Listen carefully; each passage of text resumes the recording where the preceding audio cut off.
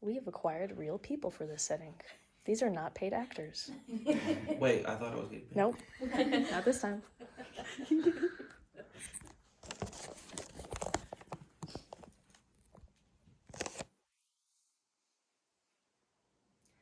How many profiles on any given social media platform are real people?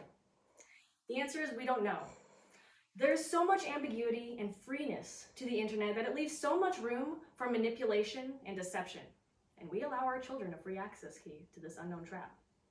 With this speech, I would like to enlighten those who think that there is nothing to fear of the internet, and for those who are already wary, perhaps provide a glimmer of hope for our runaway technology.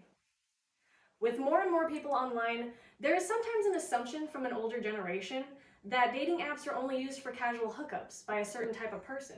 But research by dating platform eHarmony and the Imperial College Business School estimates that by 2035, 50% of relationships will have begun online, and that by 2037, the majority of babies will be born to parents who met online.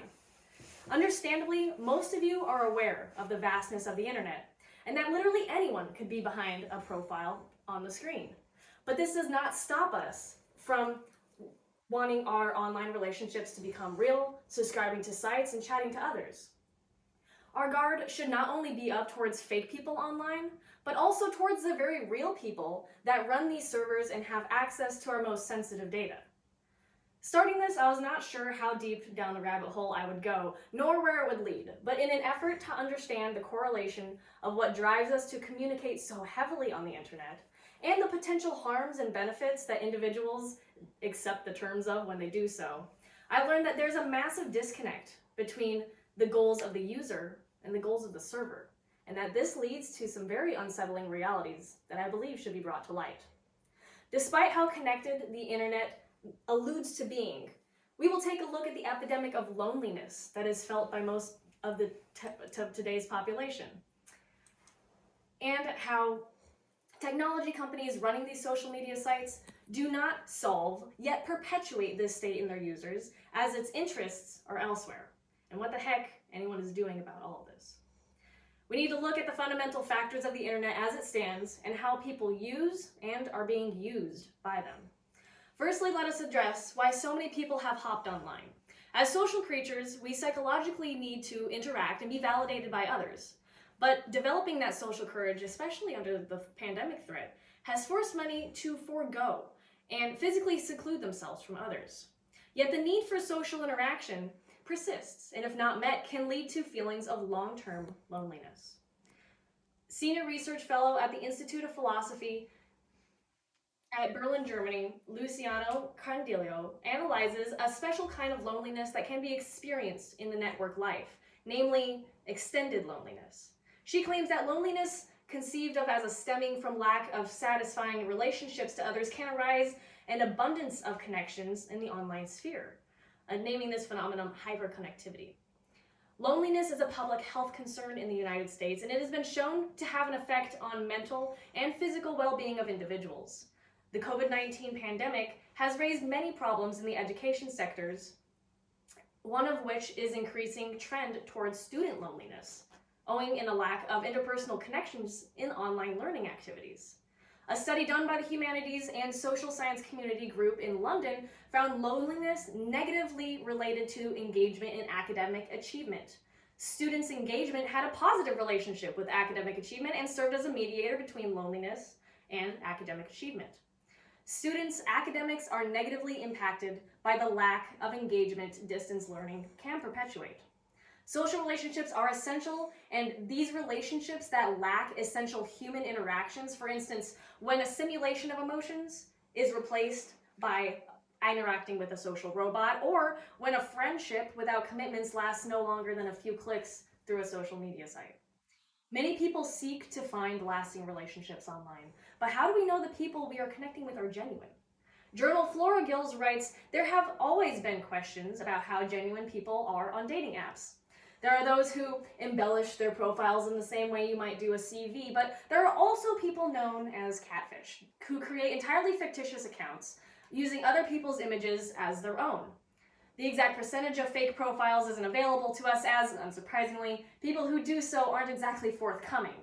But last year, a survey by the trade association UK Finance warned that 33% of men and 20% of women have reported being catfished, with 26% of men and 15% of women being asked for money. These platforms do all they can to capture the real you in order to set before you others that might pique your interest socially, but what goes on in the background with that information is not always told. Personal information, when not readily available, can be coaxed into sharing with fake profiles that will then blackmail the individual. Detectives in London say that last year they were dealing with an average of 35 to 40 reports of sextortion per month, with 94% of the overall reports from males. The most alarming aspect of this is that our children are caught up in the same information grab, with no regards for their personal security or future. Facebook understands that if they want to continue to grow, they have to find new users by hooking kids. Children are on these platforms in big numbers. In one survey, 40% of 9 to 12-year-olds say that they visit Instagram every day, and it's 78% for YouTube. So why is a 10-year-old kid getting an advert for a dating site? Well, the internet is a place designed by experts to capture data and turn it into money, and they don't care whose data it is. An individual's tracked data can be used and sold to advertising companies and other organizations without the knowledge of the individual. The companies will then target certain demographics of users in order to push their products, sometimes to an alarming degree. A 2020 study found that when researchers created fake profiles on Instagram purporting to be teenagers, the more posts they liked, the more extreme images they were shown.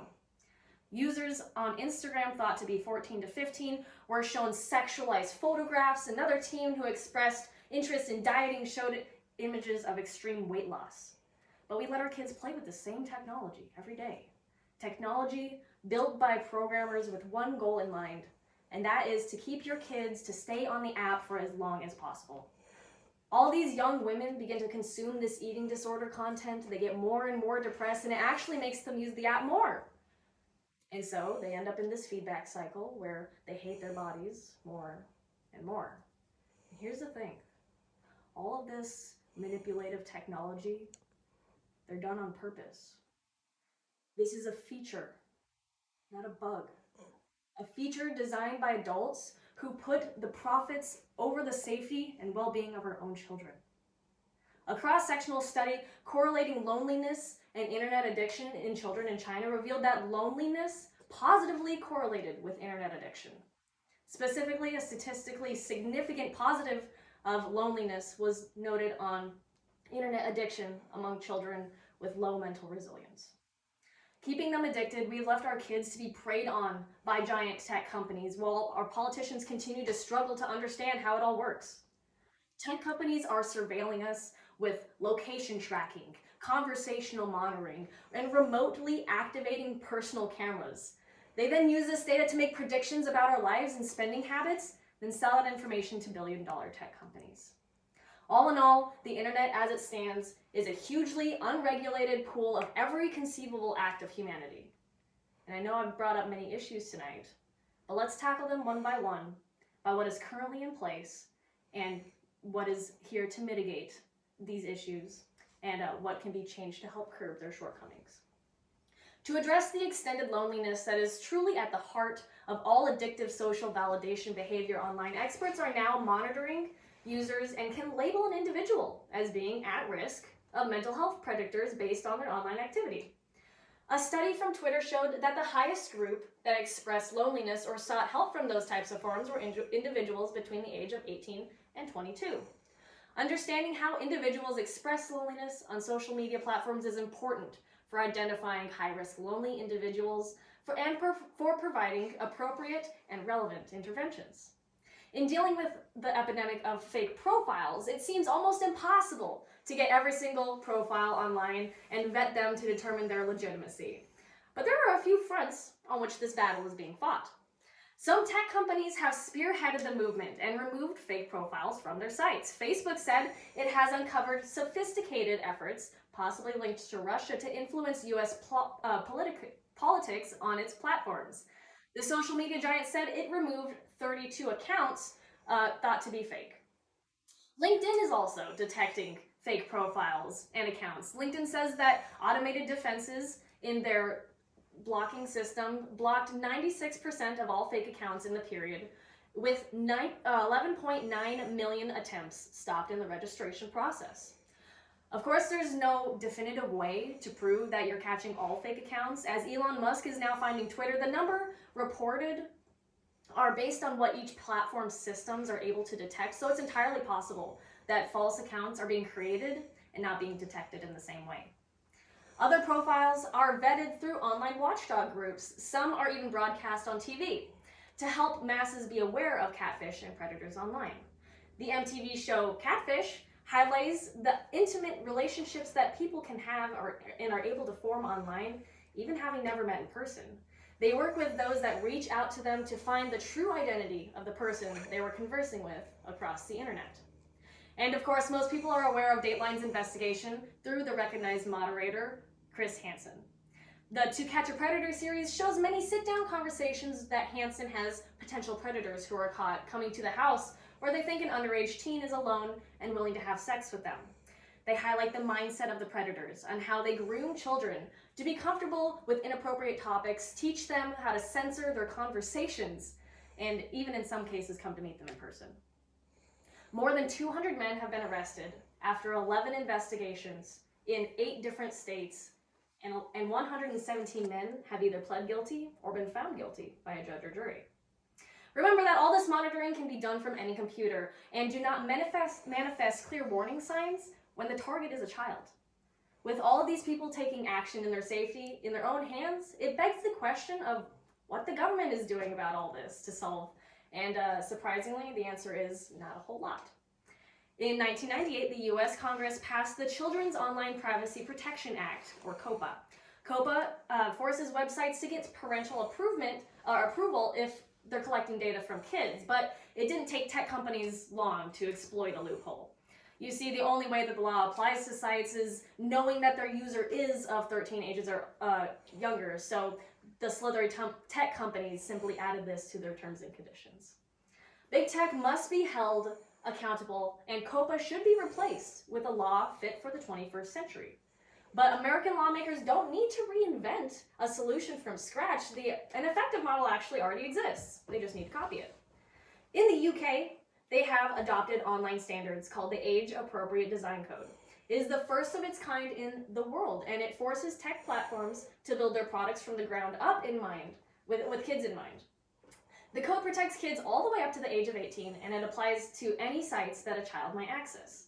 But here's the big thing, it puts the responsibility of protecting the children on the tech companies, and not the parents or the kids. In fact, one company in the US plans to revolutionize the way social media is presented with their idea of the new internet. The new internet is the only company that has an automated process to verify driver's licenses. This process, accompanied by other verifications of email, social media accounts, and in-app purchases and biometric elements, including facial recognition, ensures that each member of the new internet community is answering the question, are you real? Their company boldly states, our proprietary authentication platform provides a secure layer on top of the old internet and truly puts the power in the hands of the people as to seek out falsehoods and maliciousness on the internet. Now that you've heard both the problems and the many possible solutions, visualize this. Imagine an internet where you do not have to swipe past ads of items you ordered a week ago. An internet where random profiles do not add you on social media, asking you to check out their new line of makeup they just began repping.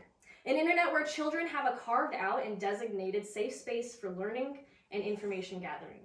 An internet where your opinions are not fought for and influenced subconsciously by people who are just trying to push their product instead of focusing on what's good for the users. An internet where people are who they say they are, or at least are not just someone else entirely. This is all possible in the coming future, but only if we do our part to support those who are pushing for positive changes for the people, and not the pocket. Although the internet is not run by one true individual, it is made of them. Many different individuals of varying agendas, some of whom are fighting for our attention and money, but also some of whom are just real people looking to make a connection. Largely, the well-being of the users are overlooked for an increase of profit margin, and as it stands, we must do everything we can to safeguard ourselves against those who care not for us. I ask you to be awake and aware of the evils that lurk behind screens, to keep a watchful eye on your children while they're using the internet, and to be sure to never throw around your personal information. The world is just now catching up to the understanding of what it truly gave to the public with the creation of the internet. And until more strenuous protection measures are in place, we must be mindful of our data. You never know where it will end up. Yeah. Thank you. Uh-huh. Doom, bump, bump, bump, bump. They're still here. Yes, they all stayed. It's a great time. Dun, dun, dun. Yay! Woohoo!